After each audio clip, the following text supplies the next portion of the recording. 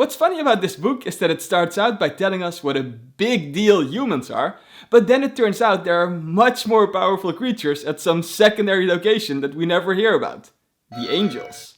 They showed up out of nowhere at the end of chapter 3 to guard the Tree of Life, and now they're back for what I can only describe as sex tourism. The ones in this chapter are all dudes, and they think all these human women that are walking around on Earth now are kinda hot. So they just come over and fuck whoever they want.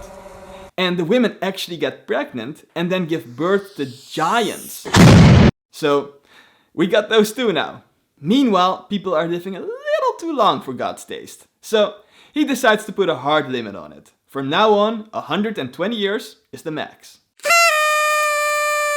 But immediately after making that decision, he concludes that humans are just too evil and he wants to wipe them all out.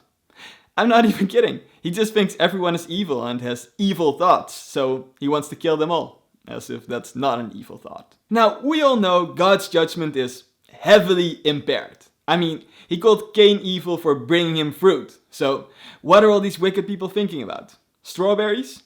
It would help if we got some specific examples, but we get precisely 0.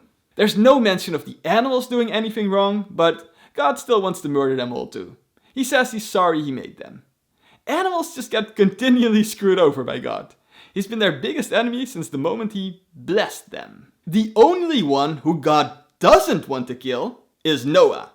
According to God, Noah is literally the only good person on the entire planet. Noah is apparently staying near to God, but we also don't get a single example of what he's actually doing that God likes so much.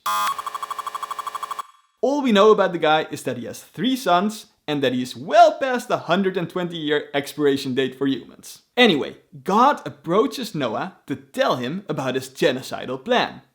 And it turns out that his main problem with humans is that they're violent. That's why he wants to kill everyone. Because he doesn't like violence. Take all the time you need with that. God tells Noah that he's going to cover the entire earth with deep water, so no one who breathes will survive.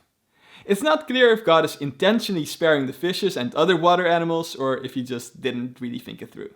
Either way, this will definitely take out humans and other land animals. So God tells Noah to start building a boat for himself and his family. He can take his wife, his 3 sons, and their wives. So 8 people in total.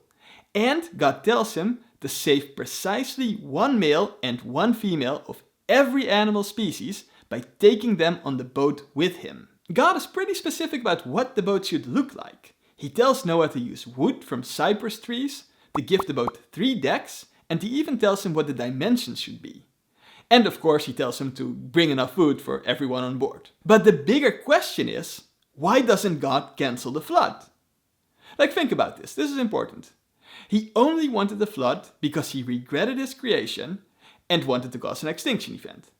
But this boat completely undermines that. So clearly he has changed his mind. He no longer wants any species to go extinct. So why is he still proceeding with this act of senseless killing? He doesn't provide a good reason for it. He doesn't even provide a bad reason for it. He just continues on this path for no reason at all. So you might be wondering how Noah feels about all of this. He's supposed to be the most virtuous man on the planet, after all. So surely he will talk some sense into God. Surely he will stand up for his fellow earthlings to prevent this tragedy from happening. He can reason with God, he can refuse to build the boat, he can sabotage the plan in other ways. There's lots of things he can do. So how far do you think Noah will go to prevent the biggest genocide in history?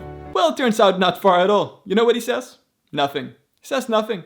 He makes no attempt whatsoever to save anyone, not even innocent children. He just starts building the damn boat. That's Noah's response to the greatest injustice in his lifetime. But hey, at least he's not thinking of strawberries.